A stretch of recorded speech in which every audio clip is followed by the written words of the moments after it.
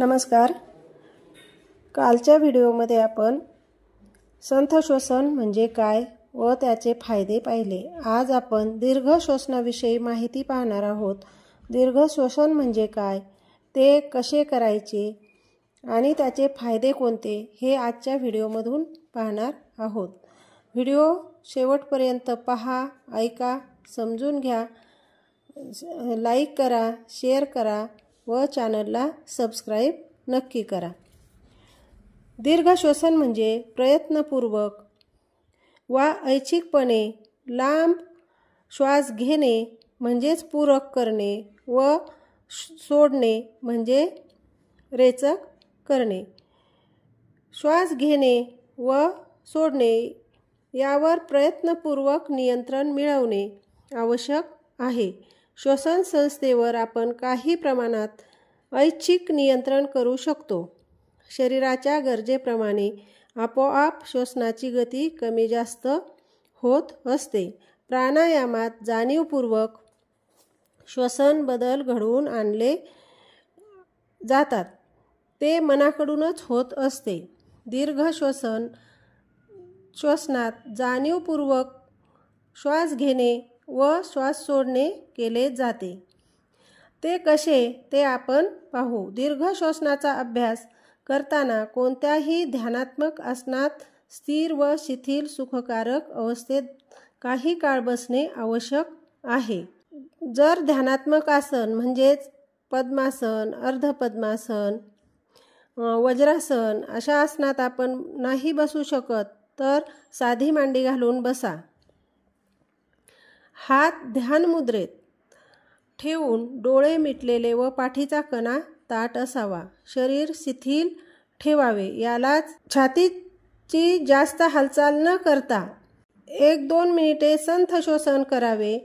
छातीची जास्त हालचाल न करता पोटाचे श्वसन होणे आवश्यक आहे।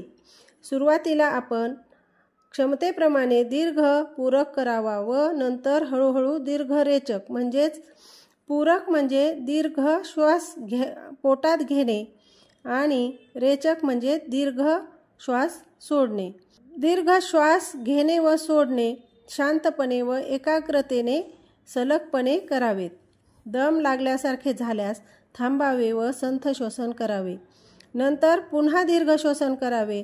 सतत अभ्यास केल्यास बराच वेळ दीर्घ श्वसन करता येऊ शकेल। हे नियंत्रण आल्यावर काळाचे नियंत्रण ठेवून श्वास घेणे व सोडणे करावे। सुरुवातीला श्वास घेणे व सोडणे हे सारख्याच कालावधीत करावेत। समगती व समलय ठेवण्याचा प्रयत्न करावा। विशेषतः श्वास सोडण्याची गती प्रयत्नपूर्वक कमी करावी लागते, कारण श्वास सोडणे ही आपोआप होणारी क्रिया असल्याने स्नायूवर नियंत्रण ठेवत ते हळूहळू ढिले सोडत श्वास सोडणे जरुरीचे आहे। मनामध्ये साधारणतः 4 अंक म्हणजे 4 सेकंद मोजून श्वास घ्यावा व 4 अंक मोजत श्वास सोडावा। एकास 1 वा 4 4 या प्रमाणात होतात। म्हणजेच श्वास घेणे व सोडणे एकास 1 किंवा 4 4 या प्रमाणात होतात। यामध्ये दृढत्व आल्यानंतर रेचकाची मात्रा अधिक वाढवून 6 मात्रांपर्यंत न्यावी। पुन्हा श्वास सोडणे प्रयत्नपूर्वक नियंत्रण मिळवावे। 4 6 किंवा 1 1.5 या प्रमाणात काही दिवस अभ्यास करावा। यात नियंत्रण आल्यावर श्वास सोडण्याची गती आणखी कमी करून श्वास घेण्याच्या दुप्पट कालावधीत समगती व समलयीने श्वास सोडावा। म्हणजे 4 8 या प्रमाणात श्वास घेणे व सोडणे करावेत। हळूहळू अभ्यास वाढवत 10-15 मिनिटे सलग अभ्यास करावा। जेव्हा दमल्यासारखे वाटेल तेव्हा लागलीच थांबून संथ श्वसन करावे। प्राणायामातही याचप्रमाणे सराव केला जातो। श्वास घेणे व सोडणे याची गती सम असावी। सुरुवात केल्यापासून ते शेवटपर्यंत प्रमाण तसेच कायम ठेवणे आवश्यक आहे. श्वास घेणे व श्वास सोडणे करताना झटके देऊ नयेत. समगती आणि समलय सलग श्वास असावा. दीर्घ श्वसनाचे फायदे असे आहेत. दीर्घ श्वसनाने एकूणच श्वसन इंद्रियाची क्षमता वाढते. फुफ्फुसातील वायुकोश जास्तीत जास्त ताणले जातात.